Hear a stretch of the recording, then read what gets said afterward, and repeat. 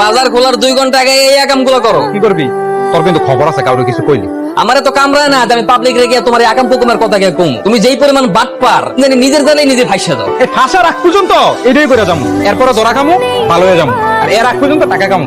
রাতের কি অবস্থা? এন্ডিশে লাগাইছিস আবার? এই আপনি কি মাছ কাটতে পারবি? হাত তো বিজান যাইব না। হাত বিজান যাইবো না রে, বাজারের ভিতরে আইছত কিনলে গা। বাসায় যা ঘুমা। আমার বেতনটা তুই যে সময় আমার দোকানে কাম করতি, দৈনিক 400 টাকা করে হাজিরা দিতাম। এখন তুই কাজ করস না, আমি কি টাকা আমার ব্যবসা থেকে দেবো?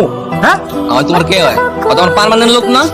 খুব তো গলাবাজি করে কও আমার পার্মানেন্ট লোক, আমি ছাড়া কেউ কাজে নিতে পারবো। এন্ড পার্মানেন্ট লোকের বিপদ আপদ হইতে পারে, পার্মানেন্ট কাছে আটকাছে, কালকে পাও কাটবো, দায়িত্ব পার কেন নিবে? গলাবাজি যখন করতে পারো ওরা দায়িত্ব নিতে পারো না কি লেগে? আচ্ছা রমজান মিয়া, কোনো কাম নাই?